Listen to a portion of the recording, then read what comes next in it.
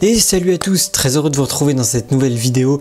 Et aujourd'hui, comme tu as pu le voir dans le titre, nous allons parler de la WWDC d'Apple qui a eu lieu en début de cette semaine. Tu es prêt?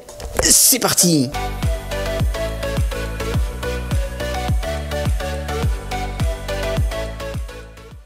Alors tout d'abord une petite introduction, il faut savoir que chaque année au mois de juin, Apple met ses développeurs à l'honneur en proposant dans le cadre d'un événement spécial nommé WWDC pour World Wide Developer Conference. Des dizaines d'ateliers et rencontres autour du thème de la programmation sont organisés.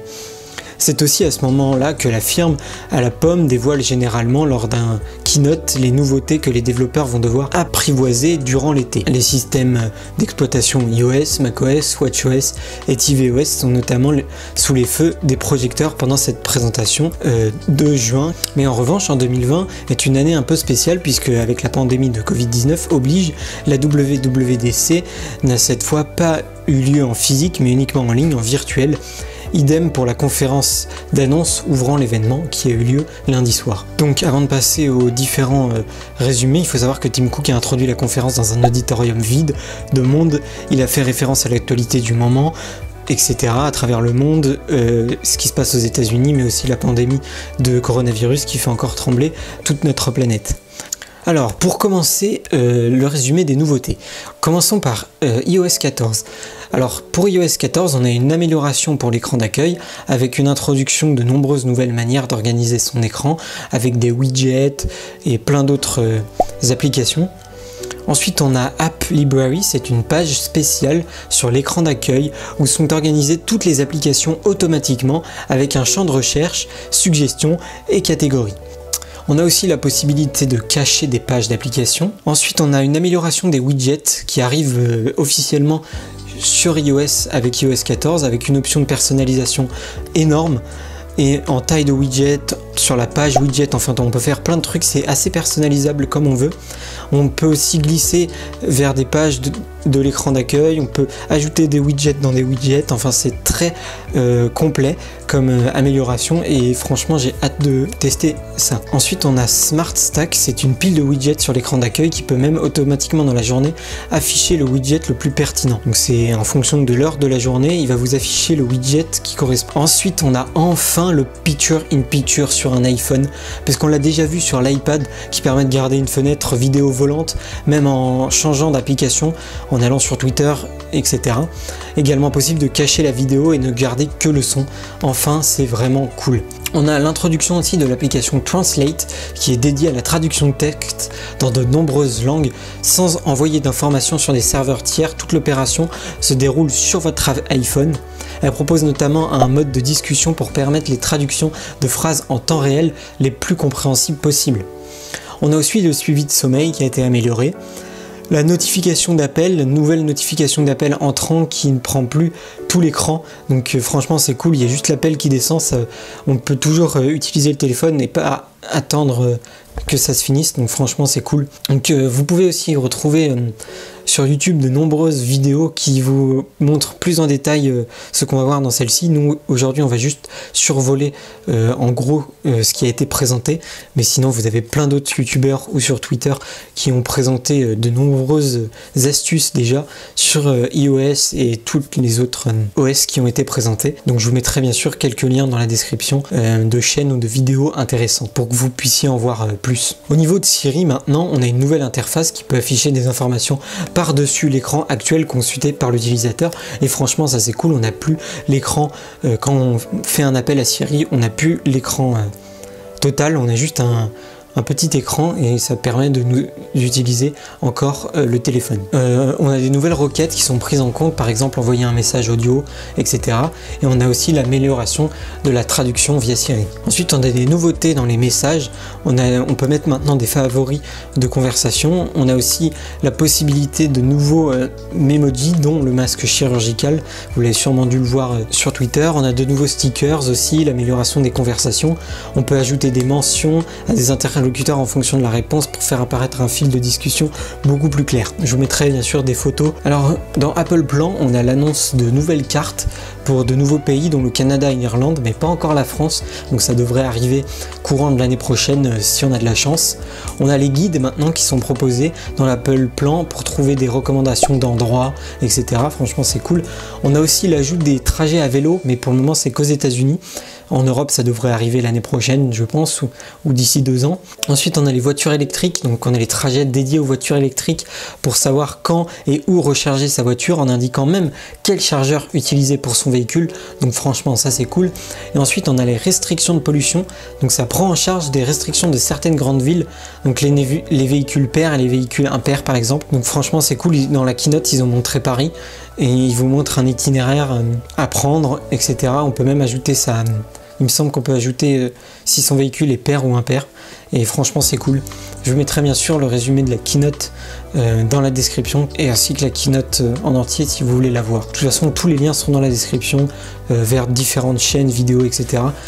Qui pourront vous intéresser. Donc pour ceux qui intéressent au niveau de CarPlay, on a des nouveaux fonds d'écran, des nouvelles catégories avec la chanson qui est en train de jouer. On a les audiobooks maintenant. Donc en conduisant, on peut écouter un livre audio par exemple. Franchement, ça c'est cool pour ceux qui font des longs trajets. On a le support de CarKey pour ouvrir sa voiture compatible avec CarKey simplement avec l'iPhone et la technologie NFC. Ils ont montré un exemple dans la keynote de BMW. Et aussi il est possible de partager une clé à un ami à distance pour qu'il puisse ouvrir votre voiture à votre place. Et ça sera disponible dans iOS 13, possiblement dans la version 13.6 qui devrait arriver courant de l'été, avant iOS 14 en septembre. Alors dans la grande nouveauté de l'Apple Store, on a Apple Clips. C'est une version allégée d'une application accessible via message ou scan d'un code QR ou même d'un lien web ou encore d'Apple Clip Code.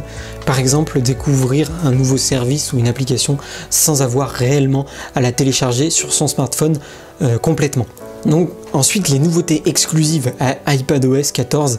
Donc on a Designed for iPad pour discerner les applications faites pour iPad. Par exemple l'Apple Photo, l'app photo d'Apple gagne de nouvelles fonctionnalités exclusives à iPadOS, dont la barre latérale, idem pour Notes ou encore l'application Fichier. On a l'apparition également d'une barre d'outils dans la plupart des applications et possiblement dans d'autres applications tierces designed for iPad. On a aussi l'amélioration de la recherche, nouvelle manière d'utiliser la recherche d'iPadOS, un peu à la Spotlight sur macOS. La recherche est universelle et elle permet de rechercher tout le contenu des applications sur l'iPad, mais aussi la barre de recherche se lance sur n'importe quel écran de l'iPad et franchement ça c'est cool. Je sais pas pourquoi je baille. On a des nouveautés aussi avec l'Apple Pencil, avec Scribble, une nouvelle fonction qui permet d'écrire au pencil et de transformer l'écriture manuelle en écriture informatique. Ça fonctionne aussi pour les formes et franchement ça c'est cool pour les personnes qui ont une écriture parfois pas très lisible. On a aussi l'amélioration de la section texte pour faciliter la sélection d'un mot ou d'une phrase grâce à un double appui sur l'iPad.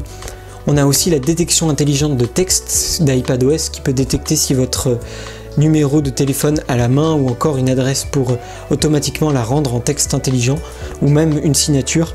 Un appui sur ce dernier permet aussi alors de lancer l'application correspondante, messages, Apple Plan, etc. Concernant WatchOS, on a des compilations multiples pour les écrans qui peuvent afficher plusieurs informations d'une même app, de nouveaux cadrans aussi au niveau des rendez-vous, etc. Ça me fait penser qu'il faut vraiment que je change d'Apple Watch parce que j'ai la série 2 et tout ça, c'est plus vraiment d'actualité sur la série 2.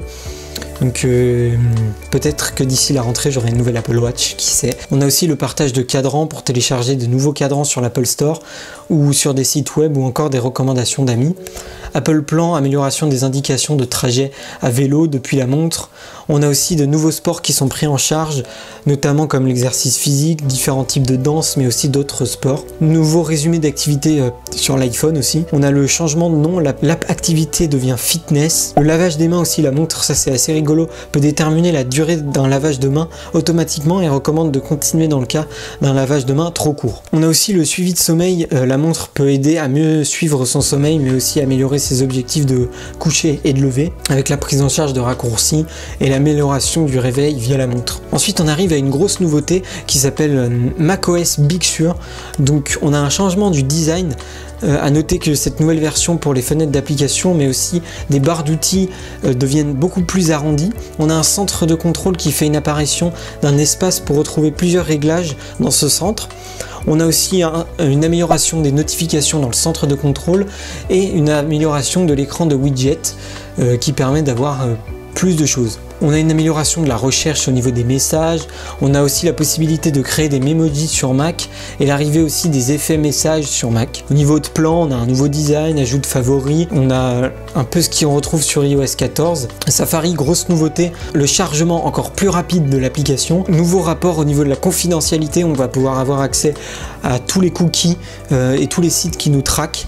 On a le réglage de sécurité pour les extensions qu'on n'avait pas avant et on a aussi une poussée de l'écran d'accueil, mais ça franchement je trouve pas ça très utile de mettre son bébé en fond d'écran sur Safari, je trouve ça un peu moche. On a aussi la traduction de page qui a été intégrée, c'est vraiment cool, c'est un peu ce qu'on retrouve sur Google. Au niveau de la sécurité, on a plus de partage de localisation, alerte quand la caméra ou le microphone enregistre sur votre iPhone, on a un durcissement des suivis de localisation pour les applications de l'Apple Store et on a aussi une fiche technique à fournir par les développeurs affichant clairement quelles données l'utilisateur se voit récupérer.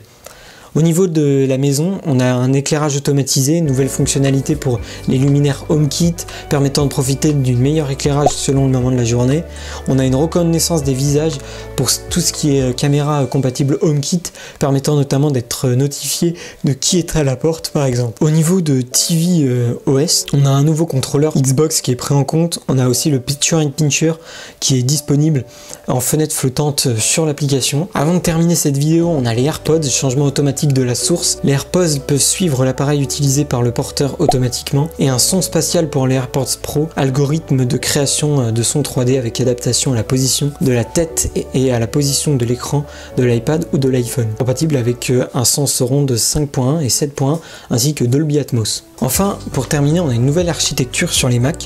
Tim Cook lui a lui-même annoncé une transition d'architecture Intel sur Mac vers une puce maison qui se prénomme Apple Silicon. Non seulement les ingénieurs de la firme californienne veulent proposer plus de puissance pour moins de besoins énergétiques, mais ce passage aux puces Apple permettra d'intégrer différentes technologies maison dans les CPU de Mac.